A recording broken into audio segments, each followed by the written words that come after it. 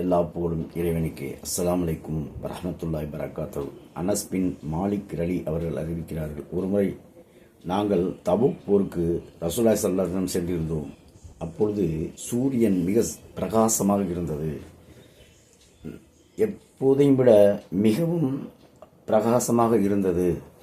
இது எப்படி என்று அறியாமல் அவர்கள் நபி ஸல்லல்லாஹு அலைஹி வஸல்லம் கேட்டார்கள். அப்பொழுது அங்கே ஜிப்ரீல் அலைஹிஸ்ஸலாம் வருகிறார்கள். அவரிடம் இதற்கு காரணம் என்ன என்று ரசூலுல்லாஹி ஸல்லல்லாஹு அலைஹி வஸல்லம் ஜிப்ரீல் அலைஹிஸ்ஸலாம் கேட்கிறார்கள்.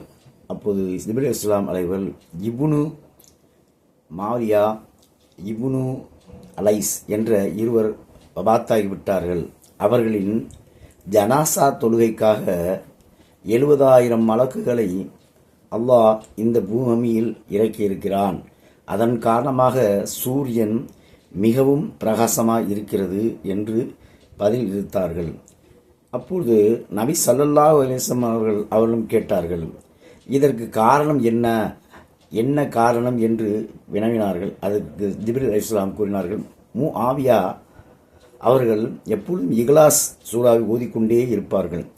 நடப்பதும் போதும் சரி, உட்காரும் போதும் சரி, எழுந்திருக்கும் போதும் சரி, இக்லாஸ் சூறாவை அதிகமாக ஓதிக்கொண்டே இருப்பார்கள்.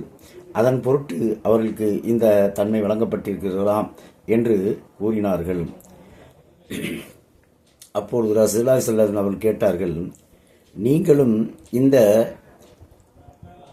ஜனாசா தொழுகையில் கலந்து கொள்ள போகிறீர்களா என்று கேட்டு, உங்களுக்காக இந்த பூமியை நான் சுருக்கித் தருகிறேன் என்று கூறினார்கள். அதற்கு ரசூலுல்லாஹி ஸல்லல்லாஹு அலைஹி வஸல்லம் சம்மதித்த பிறகு ஜிப்ரீல் அலைஹிஸ்ஸலாம் பூமியை சுருட்டி அவர்களுக்கு வழியாக்கி அவர்களை மதீனாவில் கொண்டு போய் சேருமாறு ஆக்கினார்கள். ரசூலுல்லாஹி ஸல்லல்லாஹு அலைஹி வஸல்லம் அவர்கள் மதீனாவில் சென்று அங்கே ஜனாசா தொழுகை செய்துவிட்டு மீண்டும் தபுக் போருக்கு வந்து சேர்ந்தார்கள் என்று அறிவிக்கப்படுகிறது. அஸ்ஸலாமு அலைக்கும் வரஹ்மத்துல்லாஹி வபரகாத்துஹு.